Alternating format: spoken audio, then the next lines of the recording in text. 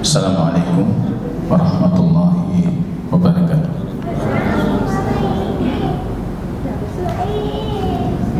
Alhamdulillahirabbil alamin. Wassalatu wassalamu ala sayyidil anbiya'i wal mursalin wa ala alihi wa ashabihi ajma'in. Amma ba'd.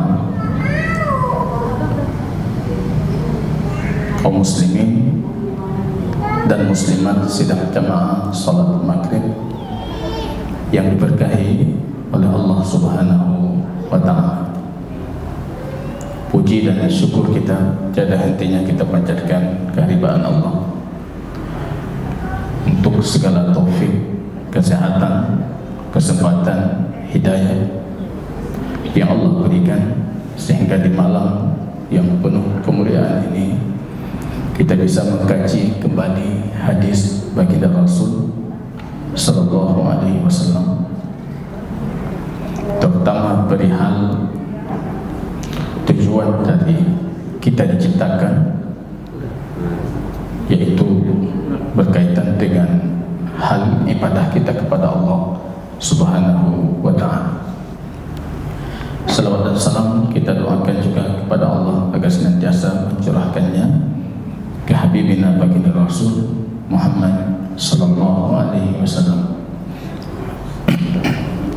Kaum muslimin, masih dalam lanjutan kajian kitab Umdatul Ahkam, pilar hukum-hukum syar'i, karya Imam Taqiyuddin Al-Maqdisi rahimahullah ta'ala.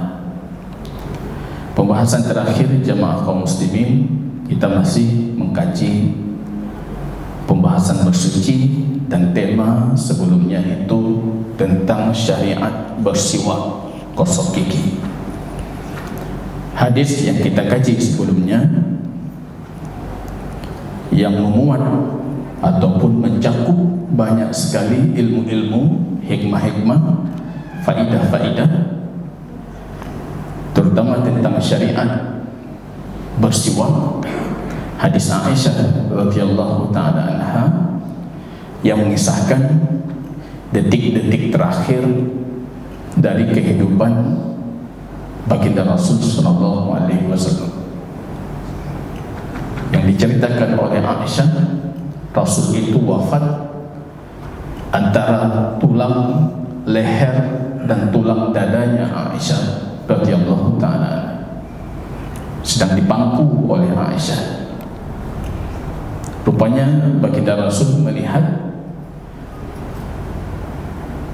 abang atau saudara laki-laki dari Aisyah yang bernama Abdurrahman ibnu Abi Bakar yang masuk dalam kondisi memegang siwak untuk menggosok gigi, bersiwak.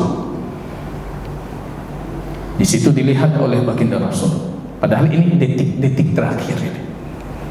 Ini waktu ihtidar, menunggu menjelang dicabutnya ruh baginda Rasul.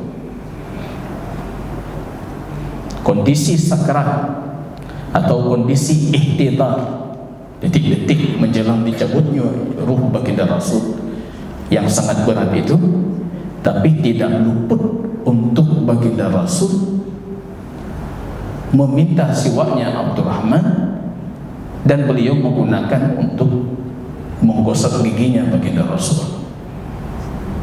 Maka di situ muncul syariat bersiwak bahkan dalam kondisi ihtidar menjelang sakratul maut. Begitu pentingnya siwak. Kalau para ulama kita menyebutkan, kalau ini hadis ini menunjukkan sesuatu, maka menunjukkan betapa mulianya kedudukan Aisyah radhiyallahu taala anha. Dan nanti ketika Rasul sudah wafat, ketika para istri baginda Rasul tatabaha, saling memunculkan kebaikan-kebaikan sendiri dibandingkan istri-istri baginda Rasul lainnya. Yang dibanggakan oleh Aisyah hadis ini. Rasul wafat dalam pangkuan pangkuanku. Wahyu tak urun Rasul wafat dalam pangkuanku. Tentunya setiap istri baginda Rasul punya kebanggaan-kebanggaan tersendiri yang memang sudah Allah dan Rasul yang khususkan. Tapi ini yang dikhususkan untuk Aisyah. Wafat di harinya Aisyah, di rumahnya Aisyah, dan nantinya itu jadi kuburnya baginda Rasul, dan dalam pangkuannya Aisyah. Terakhir kali yang masuk ke mulutnya baginda Rasul itu bekasan air liurnya Aisyah memperbaiki siwak Abdurrahman. Jadi yang masuk terakhir ke mulut baginda Rasul itu air liurnya Aisyah, memperbaiki siwaknya Abdurrahman, dilunakkan siwak yang sudah kering itu, dilunakkan, dibersihkan, dipotong, diberikan kepada baginda Rasul. Dan di situ juga kita menyebutkan adanya atau bolehnya menggunakan siwak orang lain untuk bersih mulut. Nah, itu syariat juga. Begitu kondisi orang beriman. Sama kita orang beriman tidak ada masalah, selama merasa tidak terganggu, merasa tidak risih, dan merasa nyaman dengan kondisi itu. Ini jemaah kaum muslimin rahimani wa rahimakumullah. Kalau sekiranya waktu ihtirar menjelang keluar ruh disyariatkan siwak, apalagi dalam kondisi lapang, yang beli pegahan, dalam kondisi itu yang ruh mau keluar, kita disyariatkan bersiwak, apalagi dalam kondisi lapang. Bersiwak. Tasawwaku ya ibadallah, bersiwaklah kalian wahai hamba-hamba Allah. Setidaknya hikmahnya kata para ulama, baginda Rasul menjumpai rohnya dalam kondisi sudah bersiwak, berjumpa dengan Allah dalam kondisi bersiwak. Dan terakhir jamaah kaum muslimin, hadis yang pendek tapi penuh dengan makna dan hikmah, hadis Abu Musa Al-Asy'ari Al-Yamani. Kita tahu Asy'ari itu satu kabilah di Yaman.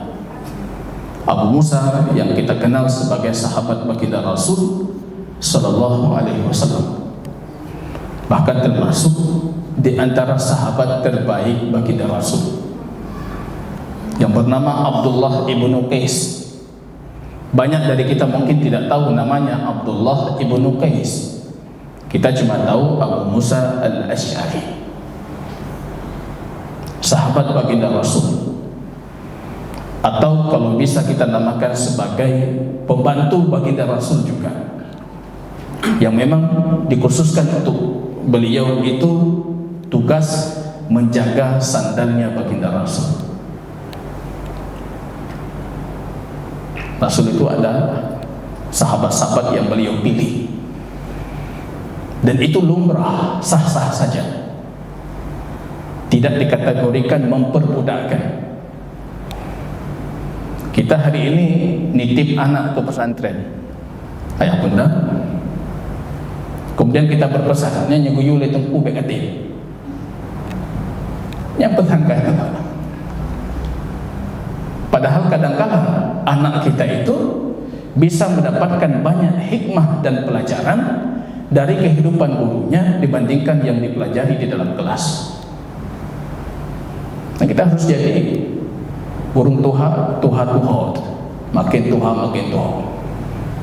bek tuha pungo makin pungo tuha tahu dia pesan untuk anak.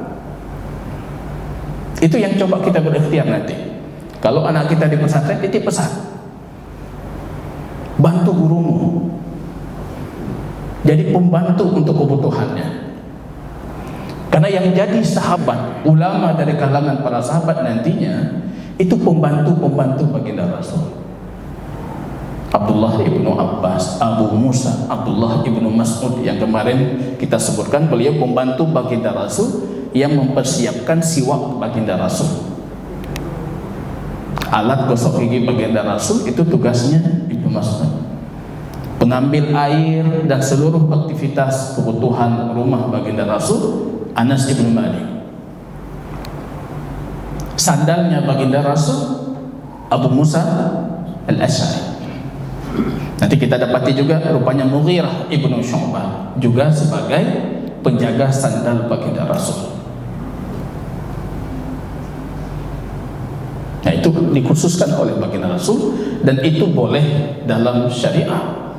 Berkhidmat untuk mereka ahli ilmu, orang yang punya kedudukan di dalam agama ataupun dalam tatanan sosial, berkhidmat untuk mereka dengan khidmat yang wajar. Itu bukan kategori perbudakan, dan di situ tentunya banyak sekali ilmu dan hikmah yang bisa didapatkan. Ini Abu Musa al-Asy'ari membantu baginda Rasul sehingga menyelesaikan menghafal kitab Allah di tangannya baginda Rasul. Beliau hafal Al-Quran Al-Karim di tangannya baginda Rasul, dan nanti sepeninggalan baginda Rasul kemana-mana dikirim oleh Umar sebagai gubernur di Basrah, diajarkan masyarakat Basrah itu cara baca Al-Quran. Hari ini kita baca Al-Quran itu, kalau kita masyarakat Asia Tenggara, kita membaca dengan riwayat Hafiz ibnu Asim. Yang tadi tanya terbaca Quran versi siapa? Hafiz ibnu Asim. Itu turunannya dari mana? Dari Basrah. Basrah dari siapa? Abu Musa. Setiap ayat yang Anda baca, pahalanya mengalir kepada Abu Musa. Umar kirim beliau ke Basrah, jadi gubernur di Basrah. Setiap salat subuh, selesai salat subuh langsung berpaling ke jamaah. Satu-satu jamaah diluruskan cara baca Al-Quran. Firo. Besok pagi seperti itu juga. Di zaman Khalifah Ali ibn Abi Thalib, dikirim beliau gubernur ke Kufah, jadi imam di Masjid Kufah. Begitu juga, selesai salat langsung ngantri jamaah. Dipuji oleh baginda Rasul beliau, laqad utita, kamu sudah diberikan oleh Allah suara seperti serulingnya Daud alaihissalam. Saking indahnya suara Abu Musa al-Asy'ari. Bahkan kadang-kala baginda Rasul meminta Abu Musa untuk mengaji untuknya. Dan bahkan Abu Musa mengatakan, bagaimana aku mengaji untukmu sedangkan Quran diturunkan kepada ngaji Abu Musa sampai nangis baginda Rasul. Para tabi'in mengatakan, kalau kita salat di belakang Abu Musa, laitahu yaqra' Baqarah, semoga beliau membaca Quran surat Al-Baqarah 1 rakaat. Saking begitu nyamannya salat di belakang Abu Musa. Nyatanya betul kayak kejahan Al-Fil juga gahayu, atau Quluhu juga rijal juga cerita. Karena kadang-kala kapasitas imam kita, dan kita juga seperti itu, tidak mampu menjadi imam yang terbaik. Kalau tabi'in salat di belakang Abu Musa, mereka mengatakan laitahu yaqra' Baqarah, semoganya salat kalinya Abu Musa membaca Al-Baqarah, biar salatnya panjang. Mereka menikmati bacaan Abu Musa. Qudah, para ulama kita sepakat, kalau Anda bertanya siapa hakim terhebat, maka itu Umar ibn Khattab, Ali, Abu Musa, satu lagi Zaid ibn Sabit. 4 orang. Itu hakim terhebat. Kalau jadi pemimpin terhebat dari kalangan para sahabat, dan diakui hukum-hukum yang mereka tinggalkan dalam fikih Islam hari ini, hasil ijtihad mereka itu menunjukkan kapasitas keilmuan yang luar biasa yang mereka miliki. Ini sahabat baginda Rasul Abu Musa al-Asy'ari radhiyallahu ta'ala anhu. Beliau berkata dalam hadis ini, Ataitu Nabiyya sallallahu alaihi wasallam. Aku mendatangi baginda Rasul sallallahu alaihi wasallam. Kalau kita lihat dari sisi bahasa, ata itu untuk datang dari tempat jauh. Karena dalam bahasa Arab, datang malam hari ada kosakata tersendiri, datang siang ada, datang dari tempat dekat ada, datang dari tempat jauh ada, datang setelah sebelumnya kita berada di tempat yang sama juga ada kosakata. Jadi untuk datang saja itu ada 10 kosakata itu. 10 kosakata yang menunjukkan datang. Ini datangnya kapan? Malam kah? Siang kah? Dari jauh kah? Dari tempat dekat kah? Kalau ata, ini datang dari tempat jauh. Di sini tidak disebutkan kenapa beliau datang. Yang ada menjelaskan ketika beliau datang melihat baginda Rasul sedang bersiwak.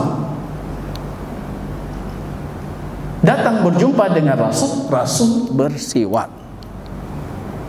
Di sini adanya syariat, atau setidaknya kita mengatakan boleh bersiwak, gosok gigi di depan orang lain, itu tidak aib, dan jangan jadikan itu aib. Sekarang kita kaum muslimin ini punya mentalitas yang parah. Lihat orang bersiwak di masjid, kita merasa risih. Nampu di masjid bersiwak. Yang kita mana bersiwak. Kita risih dengan orang yang menerapkan sunnah baginda Rasul. Sudah kita tidak melakukan, risih dengan orang yang melakukan. Hadis ini mengajarkan kita, Anda boleh bersiwak di depan orang. Anda boleh bersiwak mau berbicara dengan orang. Dan itu bukan mengurangi penghormatan untuk lawan bicara kita. Nggak ada masalah. Siwak, gimana? Dan Rasul melakukan itu. Rasul bersiwak. Datang Abu Musa al-Asy'ari. Kalau kita lihat sebab urut hadis ini, justru Abu Musa itu datang membawa 2 orang dari kampungnya. Berarti ada tamu yang baru datang ke Rasulullah. Tamu baru. Rasul bersiwak santai saja, nggak masalah. Siwak itu bukan aib. Siwak itu bukan sebatas menghilangkan kotoran, tapi ibadah. Kenapa kita risih dengan orang sedang ibadah? Hadis ini kalau kata Imam Ibnu Hajar dalam Fathul Bari menunjukkan kalau siwak itu bukan menghilangkan kotoran, tapi siwak itu melakukan ibadah dan melakukan perbuatan bersuci. Maka dianjurkan dengan tangan kanan, mulai dari bagian kanan, bukan menggunakan tangan kiri. Berdasarkan hadis ini. Walaupun para ulama lain menilai siwak itu menghilangkan kotoran, maka dianjurkan menggunakan tangan kiri.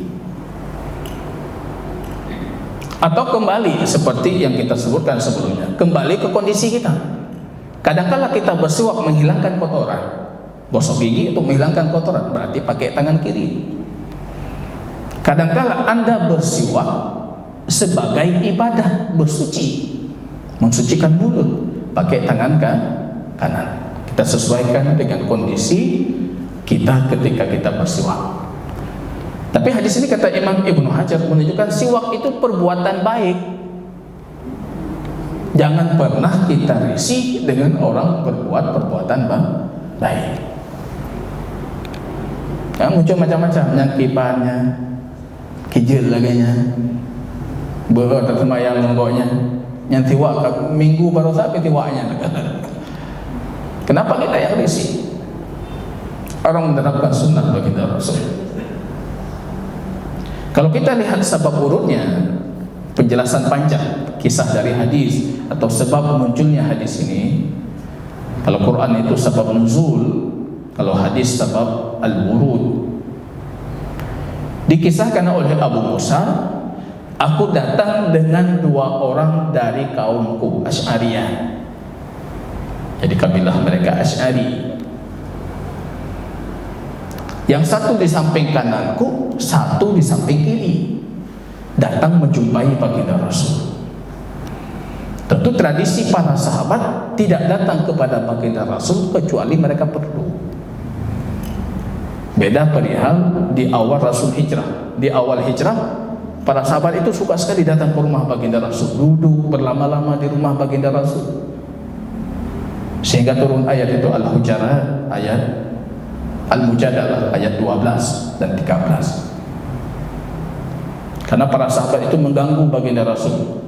Nah, ya ja'ja'uro malam nawolo. Rasul itu manusia, butuh istirahat juga. Akhirnya turun ayat, yang mau datang kepada baginda Rasul harus membayar sedekah 1 dinar. Mau bertanya ke Rasulullah, bayar sedekah 1 dinar.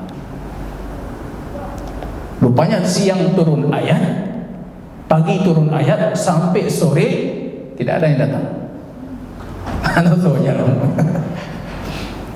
Karena kalau kita ustaz perlu juga itu membuat memo seperti itu. Nyoso yang temayang via WA kirim 15.000. Ya anak tahu temayang memang. Yang anak tak pegang mana urang malang temayang. Malam ditanya tinggal bunga ditanya malam. Ya memang kita buat seperti itu. Sehingga sorenya cuma 1 sahabat yang datang. Dan itu pun terpaksa, Ali ibnu Abi Thalib. Terpaksanya harus tanya. Dia bawa 1 dinar, bayar ke Rasul 1 dinar sedekah.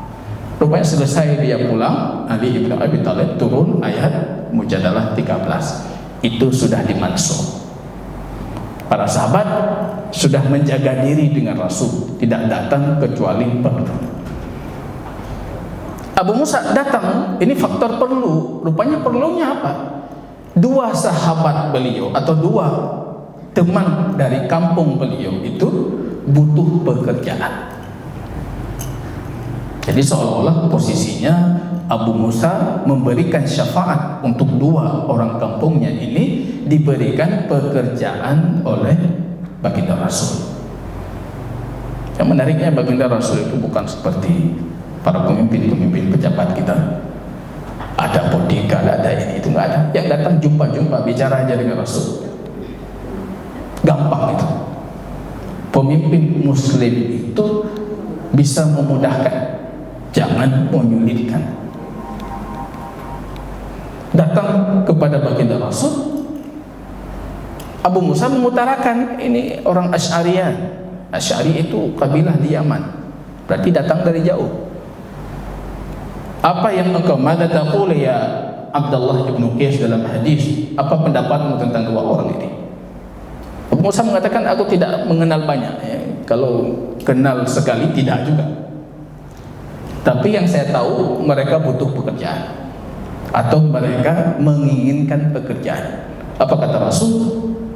Lan nasta'mil ala amalina man arada. Kami tidak pernah memperkerjakan orang butuh, orang mau. Itu konsep dalam rekrutmen rupanya. Jangan terima yang mau, yang butuh. Tapi hari ini apa boleh buat? Kamu tepek-tepek data gua, data bintik. Konsep Islam tidak dipilih, bukan menyodorkan diri. Karena orang yang menyodorkan diri pasti ada sesuatu target-target tertentu atau keinginan-keinginan pribadi yang ingin dia capai. Rasul tidak memberikan 2 orang ini pekerjaan dalam hadis. Yang ada justru Rasul memberikan Abu Musa. Wa anta idhab ila Yaman, dan kamu wahai Abu Musa kembali ke Yaman. Diutus oleh Rasul sebagai qadhi, hakim. Kamu berangkat ke Yaman. Dai, hakim, pemimpin. Karena Yaman sudah berserah diri untuk baginda Rasul saat itu. Dan nanti terakhir baru Rasul mengutus Mu'adz ibnu Jabal sekali lagi. Banyak pulang Abu Musa diutus Mu'adz bin Jabal. Nanti kisahnya, sebab urut hadis ini panjang sampai berangkat. Nanti ketika kembali, kita tahu Abu Musa datang dengan seorang laki-laki Yahudi sudah masuk Islam. Kemudian balik lagi dia ke agama Yahudinya, dibawa oleh Abu Musa ke Madinah berjumpa dengan baginda Rasul. Rasulullah ketika itu berdiri, ketika bertanya siapa si fulan ini, ya Rasul, dia itu Yahudi masuk Islam kemudian balik lagi jadi Yahudi. Rasul mengatakan, qada Allah wa rasuluhu, hukum Allah dan Rasulnya untuk orang seperti ini, orang murtad itu dibunuh. Abu Musa mengatakan, duduk wahai baginda Rasul. Rasul mengatakan, aku tidak duduk sehingga orang ini dibunuh. Akhirnya dibunuh. Baru baginda Rasul mau duduk di kursinya. Nanti cerita panjang, ini sebab urut hadis ini. Dan nanti juga ada cerita Mu'adz bin Jabal. Ketika kembali sekali lagi Mu'adz bin Jabal dari Yaman, rupanya baginda Rasul sudah wafat. Mereka bercerita tentang Yaman dengan Abu Musa al-Asy'ari sampai akhirnya di penghujung sabab urut hadis ini Mu'adz mengatakan, wa inilah ahtasibu min naumati ma ahtasibu min qaumati. Aku ketika tidur malam selalu mengharap pahala seperti orang salat malam. Tidurnya orang alim, dia tahu tujuan tidur, fungsi tidur itu untuk apa. Ketika dia tidur, pahala yang diharapkan sama seperti pahala orang qiyamul lail. Kalau kita berilmu, punya ilmu, kita bisa. Hari ini karena kita tidak berilmu, kita ibadah qiyamul lail, pahala seperti orang tidur. Anak pahala apa? Lagi orang pahala nggak ada. Mu'adz bin Jabal tidur malam, pahalanya seperti orang qiyamul lail. Maka penting ilmu. Kalau kata Imam Ibnu Qayyim dalam Miftah Darus Sa'adah, ilmu itu menjadikan amal yang sedikit berpahala besar. Amal yang besar belum tentu berpahala. Karena benteng pertama dari syaitan dan bisikan syaitan itu ilmu. Saya di pembukaan ujian kemarin di sekolah SMIT, saya bertanya ke siswa itu. Saya katakan ini tes minat bakat syaitan, nyata tes so yang cocok jadi syaitan. Kalau Anda dapati dua anak atau dua orang, yang pertama ibadahnya gigih sekali, yang kedua maksiatnya tinggi sekali, ibadahnya lemah sekali. Kalau Anda syaitan, apa yang akan Anda lakukan? Hampir semua siswa itu mengatakan apa? Itu yang ibadah gigih sekali, kita buat dia jangan beribadah lagi. Yang ibadah lemah sekali, yang nggak perlu ini tinggal dijaga saja supaya makin lemah. Saya bilang kalau seperti itu nggak ada yang lulus jadi syaitan. Rupanya ada satu anak, dan kebetulan ada kampung lulus. Ustaz, yang gigih itu, kalau kita syaitan, yang gigih itu kita buat dia makin gigih. Ini hebat. Dan ini cara berpikir syaitan. Yang gigih ibadah makin kuat ibadahnya sampai ibadahnya overdosis, melakukan yang tidak disyariat, dia sedang over. Dan itu yang dilakukan oleh syaitan. Yang kita pikir kalau kita sudah abid ahli ibadah, syaitan itu berupaya untuk menjatuhkan kita supaya tidak beribadah. Bukan, syaitan itu justru menambah kita, dosisnya ditambah, supaya kita terjerumus ke dalam hal-hal yang tidak disyariatkan, kemudian luput dari kita apa yang disyariatkan. Maka penting ilmu itu benteng kita. Itu kisah panjang dari sebab urut hadis. Dan kita kembali ke hadis. Abu Musa mengatakan, Aku mendatangi Nabi sallallahu alaihi wasallam wa huwa yastaku bisiwakin rabbin, dan beliau bersiwak dengan akar siwak yang basah. Siwak itu kan sejarah Arab namanya. Ada pohon namanya pohon Arab. Kalau di gurun pasir Arab itu tumbuh, ya, akan termasuk tanaman liar yang tumbuh serampangan itu. Tinggal kita potong saja. Anda boleh bersiwak dengan akarnya, itu lebih bagus. Kalau Anda keringkan jadi siwak kering, kalau basah baru kita potong, berarti masih berair basah. Dalam hadis ini disebutkan Rasul bersiwak dengan siwak basah. Di sini ada keutamaan yang menggunakan akar siwak itu, akar pohon Arab untuk bersiwak, maka diutamakan yang basah. Kalau kita tinggal bukan di Arab, kita mungkin nggak dapat yang basah itu, dapat yang kering. Hari ini ada jual yang basah, cuma udah dibasahkan, Pak. Ibu rasa jeruk, rasa anggur, jadi sudah hilang fungsi dari pohon Arab. Padahal pohon Arab itu punya karakter, rasa, dan bau yang sangat khas, dan itu bagus untuk gigi kita. Kadang-kadang kita gunakan rantingnya, atasnya, bukan bukan akarnya. Itu juga boleh, dan Rasul kadang-kadang menggunakan itu. Hadis Ibnu Mas'ud. Jadi ranting kita kalau di Arab, dulu saya di Yaman, pergi ke masjid, pohon Arab ini di samping jalan tumbuh banyak itu. Tinggal kita potong, gosok gigi, dan rasa pedasnya, rasa khas. Jadi pohon Arab itu. Dalam hadis ini Abu Musa melihat baginda Rasul sedang bersiwak.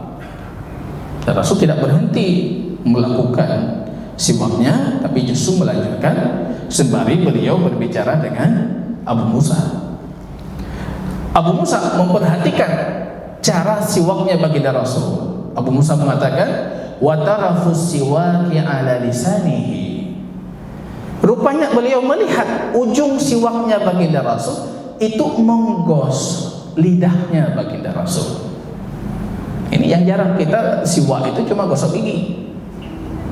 Gosok lidah hampir nggak pernah. Padahal sunnah di situ menggosok lidah, dan di situ pun dari sisi kesehatan pun penting.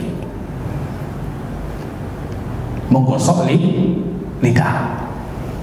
Ya, dilihat oleh Abu Musa, ujung siwaknya baginda Rasul sedang dipangkal ujung lidahnya, masuk ke dalam jauh, ya, bukan ujung-ujung lidah saja yang digosok. Kalau kata Imam Ibnu Hajar Fathul Bari, di sini menunjukkan kalau lidah itu digosok secara tulan, panjang ini, vertikal, ke atas. Kalau gigi digosok secara ardan, ke samping.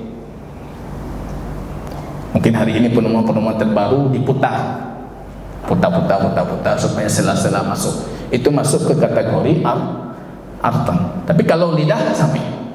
Tradisi Rasul bersiwak, gigi disiwak, digosok, lidah digosok, gusi juga digosok. Bahkan kadang-kala dalam hadis disebutkan litha, langit-langitnya juga digosok. Karena sumber bau di mulut itu lidah dengan gigi dan perangkat-perangkatnya, Pak.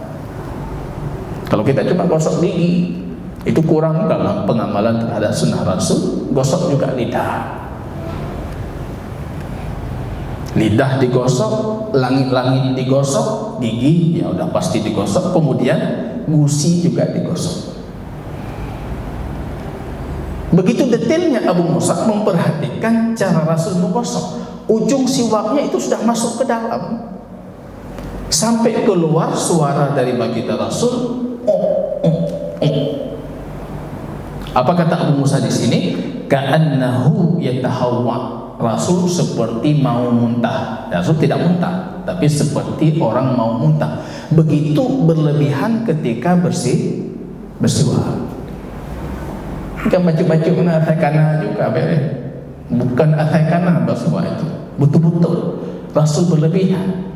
Dalam hadis itu berlebihan ketika kumur-kumur, berlebihan ketika siwak, kecuali dalam kondisi berpuasa, supaya tidak muntah. Dalam kondisi di luar kondisi puasa berlebihan, masuk ke dalam, bersih, langit-langit, gigi-gigi semuanya dibersihkan. Mungkin itu sunnah yang perlu kita amalkan. Jadi praktek bersiwaknya baginda Rasul dan bermubalaghah, yaitu berlebih-lebihan ketika bersiwak. Itu berlebih-lebihan bersiwak. Hanjit mekana, saya cilik-cilik saya kana mata. Yang penting digoke berputih, masalah likut bukan seperti itu cara bersiwak. Kadang-kala kita baru mendapatkan ilmu ini dan baru kita dapatkan, berarti baru kita mengamalkan. Sebelum juga kalau tidak ilmu lagi, hari ini baru kita tahu, mari sama-sama kita mengamalkan. Begini baginda Rasul ketika bersiwak. Ataitun Nabi sallallahu alaihi wasallam, kata Abu Musa, aku mendatangi baginda Rasul sallallahu alaihi wasallam, wa huwa yastaku bisiwakin, dalam satu riwayat bisiwaki rabbin, beliau sedang bersiwak dengan siwak yang basah. Qal wa tarafu siwaki ada lisanihi, ujung siwaknya baginda Rasul ada di ujung lidahnya baginda Rasul. Yaqul, beliau mengeluarkan suara itu suara seperti orang muntah. Cuma kiasan dari Abu Musa, suaranya kadang suara elong ya, cuma kiasan itu seperti suara orang muntah. Ka'annahu yatahawa, seolah-olah baginda Rasul itu mau muntah. Karena para ulama kita menurut kita, Rasul muntah tidak ketika beliau bersiwak. Para ulama kita sepakat Rasul tidak muntah, tapi seperti orang mau muntah.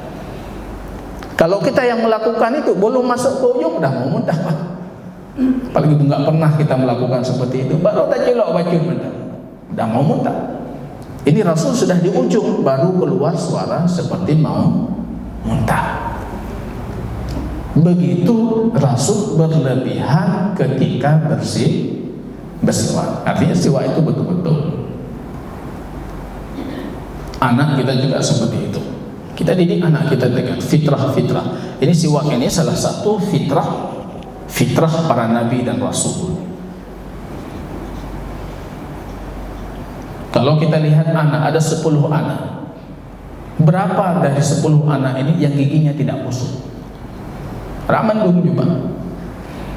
Kita mengatakan gigi susu, anak masalah babu bro ini. Padahal anak kita malam nangis-nangis, dia sakit giginya. Kurus anak. Karena faktor gigi tidak nyaman ketika makan. Seharusnya penerapan sunnah siwak. Ini sunnah al-mursalin, sunnah para nabi dan rasul, dan ini sunnah fitrah manusia. Memang sudah diciptakan untuk membutuhkan siwak itu. Allah Ta'ala bersawab. Dan ini pembahasan terakhir dari pembahasan siwak. Untuk pertemuan ke depan kita akan berbicara tentang menyapu sepatu ketika salat tapi pakai sepatu. Wallahu ta'ala. Kalau ada yang mau kita diskusikan, mungkin satu pertanyaan, kita persilakan.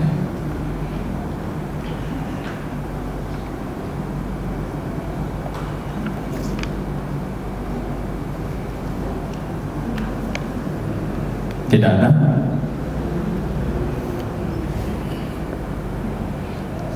Tidak ada, kita cukupkan. Barakallahu fikum. Subhanakallahumma wa bihamdika, asyhadu an la ilaha illa anta, astaghfiruka wa atubu ilaik. Assalamualaikum